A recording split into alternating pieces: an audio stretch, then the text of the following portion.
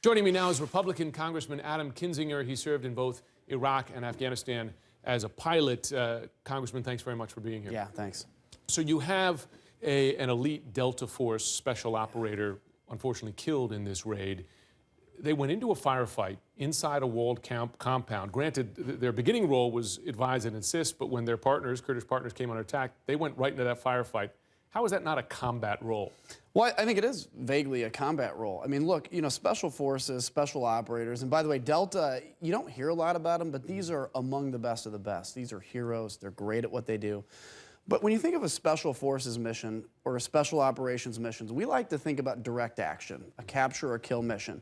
These guys really, their bread and butter, though, is in training and building up local forces as a force multiplier. But that's one thing. Like, I think when Americans at home think training, they're thinking, oh, they're back in the base and they're teaching them how to tactically do this and fire their weapons.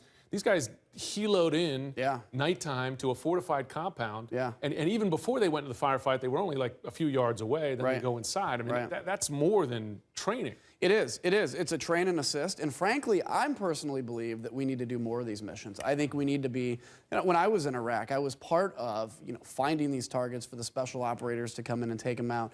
And we were constantly cutting the head off the beast. But the new head that would grow, the new person that would step up to lead the organization was not as good as the previous. We'd get more intel, and eventually we unwrap these networks quickly. It was good to see that the president and that the DOD made the decision to go do this. We obviously mourn the loss of this brave man. But I think we can't be too risk averse when it comes to defeating the threat of ISIS and frankly saving 70, 90 people in this process. There was a moment yesterday when the White House said, though, it was not the president's decision to okay this mission. It was the defense secretary's because it fell under advise and assist. Did you bristle at all when you heard that? A little bit. Look, I mean, maybe the president didn't specifically push the button or pull the trigger on this mission. He obviously has people under him for a reason.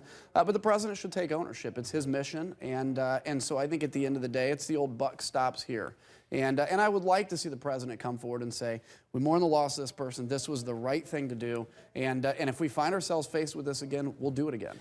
Final thing, they went in to rescue Kurdish hostages that they believe are there. That's why Kurdish commandos were in the lead. They get there. It was actually Iraqi security forces, some Iraqi civilians, and also actually ISIS fighters who had been accused of spying, and they were going to be executed as well. I mean, you're risking your most elite force, but it appears the intel was wrong. Well, yeah, and that's why I think the intel is very important. This is a piece that we've got to do better at, and that means human intelligence, which we don't have a lot of. But look, these men of Delta Force or any of these other special forces, special operations group, they are trained well to do this. They're very good at this. And you'll have an unfortunate situation where a man was killed. But I'll tell you, I guarantee if we could have shown up on that battlefield and watched them, they would have performed marvelously. This is what they're built to do. And we want to use them sparingly, but when we use them, we have to unleash the beast. Very briefly before we go, is this happening more than Americans realize, these kinds of ground operations like this?